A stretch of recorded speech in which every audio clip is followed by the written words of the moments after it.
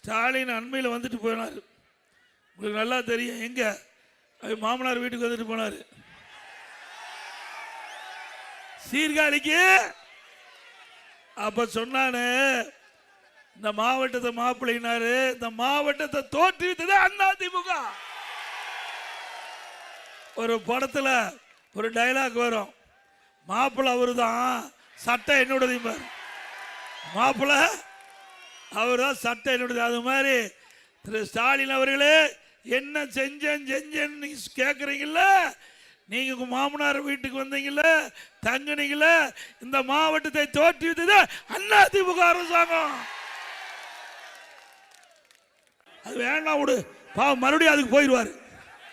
மறுபடியும் வேண்டாம், நல்லா இருக்கணும், சந்தோஷமா இருக்கணும். அவருடைய சொந்த ஊரு, தாத்தா ஊரு, நல்லா வளமா செழிப்பாரு. நாட்டு மக்களை பத்தி விட்டு கவலைப்பட்டதே கிடையாது. கவலைப்பட்டிருக்காரா? நாட்டில் துணை முதலமைச்சர் எதுக்கு ஆக்குனாங்க? நாட்டு மக்களுக்கு சேவை செய்ய ஆக்குனாங்க. இவர் கார் பந்தயம் நடத்திட்டு இருக்காரு. நாட்டு கார் பந்தயம் தேவையா? பல 100 கோடி ரூபாய் செலவு செஞ்சு சென்னை மைய பகுதியில் கார் பந்தயம் நடத்துறாரு. இதுக்கு தான் உங்களை துணை முதலமைச்சர் ஆக்குனாங்களா? யாருடைய பணம்? யாருடைய பணம்? மக்களுடைய வரி பணம். எந்த அளவுக்கு ஊதாரித்தனமா செலவு பண்றாங்க பாருங்க. ஆக இப்படி மக்களுடைய வரிப்பணத்தை செலவிக்கின்ற அரசாங்கம் தொடர வேண்டுமா? எப்பொழுது பார்த்தாலும் ஸ்டாலினும் உதயநிதி ஸ்டாலின் சொல்றார், எடப்பாடி பழனிசாமி கொத்தடிமை பாரதிய ஜனதா கட்சிக்கு. இன்னைக்கு முரட்டடு, இன்னொருத்தர் உதயநிதி முரட்டடிமையா எடப்பாடி பழனிசாமி. திரு உதயநிதி அவர்களே, திரு ஸ்டாலின் அவர்களே, அதிமுக தொண்டம் கூட எவருக்கு அடிமை இல்லை. உங்களுக்கு பதவி வரும்னா யாரு காலில் வேணாலும் விழுவுவீங்க. திரு ஸ்டாலின் அவர்களே, எங்க கட்சி தொண்டம் கூட யாருக்கு அடிமை கிடையாது. தொண்டல் கூட அடிமை கிடையாது. அதுல ஒரு திரைப்படம், வின்னர்னு ஒரு திரைப்படம் நீங்க பார்த்திருப்பீங்கன்னு நினைக்கிறேன். வடிவேல் அவர்கள் நடித்த படம் வின்னர். அந்த படத்துல ஒரு நகைச்சுவை காட்சி வரும். அதுல கட்டத்துறை தெரியுமில்ல, அவரை அது நான் இதுல பேசினா நல்லா இருக்காது. ஏன்னா அவர் முதலமைச்சராக இருக்காரு. அதை பத்தி அதுக்கு மேல இருக்கிற வார்த்தைகளா நீங்க பூர்த்தி செஞ்சீங்க. அவரு அந்த கட்டத்துறை திருந்துற மாதிரியே இல்லை. அதுல நிறைய இருக்குது. அதை நாகரிகருதி நான் அந்த நகைச்சுவையை நான் இந்த நேரத்தில் பேசுவது அவர் பொருத்தமா இருக்காது. அவரோட முதலமைச்சராக இருக்கிறாரு. அதனால எஞ்சிய வார்த்தைகள் எல்லாம் நீங்க பூர்த்தி செஞ்சு பார்த்துங்க. திரு ஸ்டாலின் அவர்கள் துணை முதலமைச்சர் இருந்த காலகட்டத்தில் மீத்தேன் புரிந்துணர்வு ஒப்பந்தம் போட்டார். விலை மதிக்க முடியாத பூமி, நெற்களஞ்சியம், டெல்டா மாவட்டம், இந்த மாவட்டத்தை பாலைவனமாக்க முற்பட்டார். அவர் துணை முதலமைச்சர் இருக்கின்ற காலகட்டத்தில் மீத்தேன் போன்ற மீத்தேன் ஹைட்ரோ கார்பன் போன்ற திட்டத்துக்கு புரிந்துணர்வு ஒப்பந்தம் போட்டார். அப்படிப்பட்டவ மாப்பிள்ள தான் இந்த மாவட்ட மாப்பிள்ள. அவர் விவசாயியுடைய நிலங்களை பறிக்க முயற்சித்தார். தடுத்து நிறுத்தியது அதிமுக அரசாங்கம் மட்டும் இல்லைன்னா உங்களுடைய பூமியெல்லாம் மீத்தேன் ஹைட்ரோ கார்பனுக்கு போயிருக்கும். அதிமுக ஆட்சி இருந்ததுனாலதான் பாதுகாக்கப்பட்ட வேளாண் மண்டலம். இனி எந்த கொம்பனாலும் உங்களுடைய நிலத்தை தொட்டுக்கோல பார்க்க முடியாது. உங்க பூமியை பாதுகாத்த அரசாங்கம் அதிமுக அரசாங்கம். உங்க பூமியை அபகரிக்க, உங்களுடைய நிலத்தை இப்படிப்பட்ட தொழிலுக்கு தாரை வாக்கப்பட்ட அரசாங்கம் திமுக அரசாங்கம். சிந்திச்சு பாருங்க.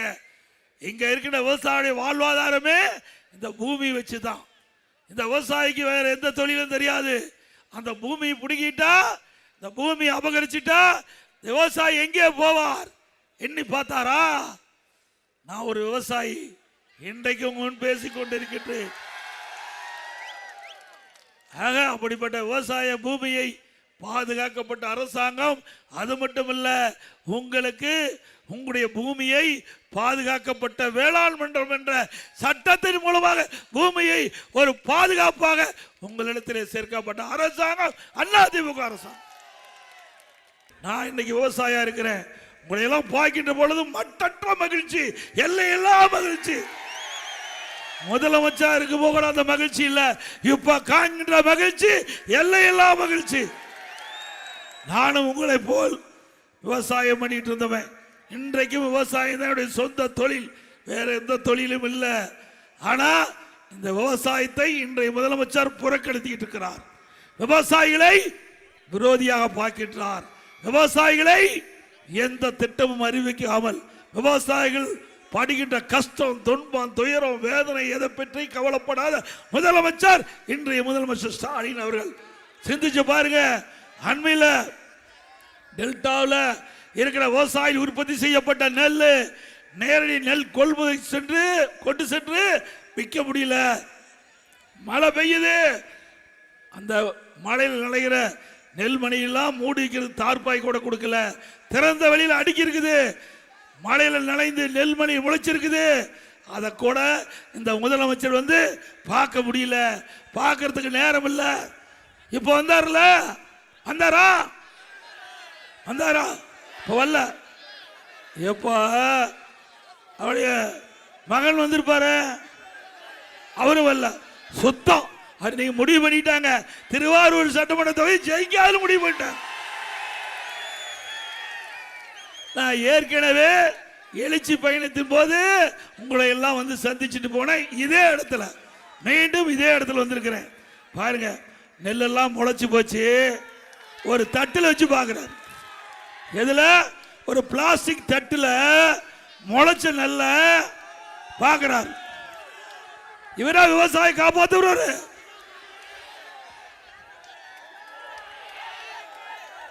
ஒரு தட்டில் நாம கஷ்டப்பட்டு இரவென்று பகலென்று பாராம ரத்தத்தை விரைவியா சிந்தி பயிரை நெட்டு அதை நோயிலிருந்து காப்பாற்றி அதை அறுவடை செஞ்சு அந்த நெல்மணியெல்லாம் மூட்டை பிடிச்சி விற்க கொண்டு போய் மழையில் நனைஞ்சு நெல்மணி முளைச்சு போச்சு.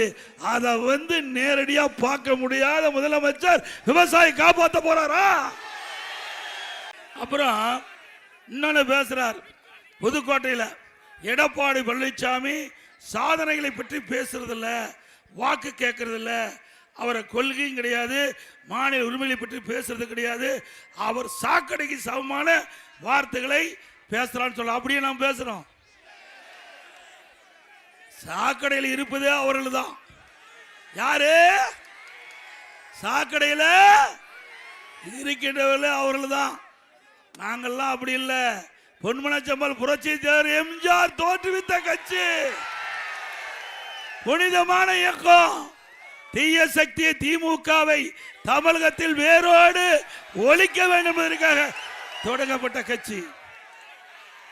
அதே போல இதே புரட்சி தலைவி அம்மா அவர்கள் தன் உடலில் இருக்கின்ற அந்த நோயை கூட பொருட்படுத்தாமல் மக்களை நேசித்து பொன்மனச்செம்மல் புரட்சி தலைவர் எம்ஜிஆர் விட்டு சென்ற பணி தொடர வேண்டும் என்பதற்காக இரவு பகல் பாராமல் உழைத்தார்.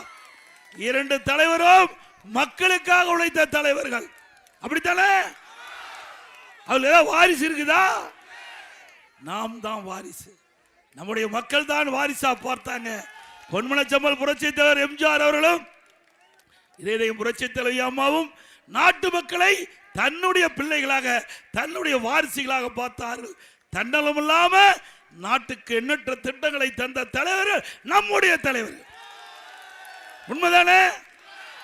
திரு கருணாநிதி அவர் குடும்பத்தால பார்த்தாரு, நாட்டு மக்களை பார்த்தாரா? தன் குடும்பத்தில் யாருக்கு கட்சியில பதவி கொடுக்கணும், தன் குடும்பத்தில் யார் ஆட்சி அதிகாரத்துக்கு வர வேணும், மாநிலத்திலும் சரி மத்தியிலும் சரி. திராவிட முன்னேற்ற கழகத்தை பொறுத்த வரைக்கும் வேற எவரும் அந்த கட்சியில உயர்ந்த பதவிக்கு வர முடியாது. முடியுமா? ஆட்சி அதிகாரத்தில் வர முடியுமா திமுகவில்? திரு கருணாநிதி குடும்பத்தை தவிர அந்த திராவிட முன்னேற்ற கழக கட்சியில கட்சியிலையும் உயர்ந்த பதவிக்கு வர முடியாது, ஆட்சி அதிகாரத்திலையும் வர முடியாது. அதிமுக அப்படி அல்ல. சாதாரண தொண்டன், இங்கே இருக்கின்ற தொண்டன் இங்கே வந்து பேச முடியும். உண்மைதானே? நீங்க கொள்ளையடிக்கிற கூட்டம் ஆகி போச்சு. எந்த திட்டத்தை கொடுத்தாலும் அதுல என்ன கமிஷன் வர வேண்டும் என்று பார்த்து இந்த திட்டத்தை கொடுத்தீங்களா? மத்திய அரசு எப்படி ஏற்கும்? சிந்திச்சு பாருங்க. எங்க பகுதியில் பவானியிலிருந்து தொப்பூர் வரை 4 வழிச்சாலை நகாய் திட்டம் எடுத்துக்கிட்டாங்க. நான் இருக்கும்போதே 90% நிலத்தை எடுத்துட்டேன். பார்த்தாங்க, நகாய் திட்டம்னா மத்திய அரசு திட்டம், இவங்கள டெண்டரில் காசு வராது. பார்த்தார் இங்க இருக்கிற நெடுஞ்சாலைத்துறை அமைச்சர், நிலம் எடுக்க முடியல அப்படின்னு எழுதி மாநில தேசிய நெடுஞ்சாலை, மாநிலத்திலேயோ தேசிய நெடுஞ்சாலை இருக்குது பிரிவு, அதில் எடுத்து இவங்களை டெண்டர் விடலாம். 4 வழிச்சாலை 2 வழிச்சாலை ஆகிப்போச்சு. அது என் ஊருக்கு போகிறது துரதிருஷ்டம் பாருங்க. என் ஊருக்கு போகிற சாலையை ஆட்டை போட்டு முடிச்சுட்டான். 4 வழிச்சாலையா 2 வழிச்சாலை ஆக்கிட்டாங்க.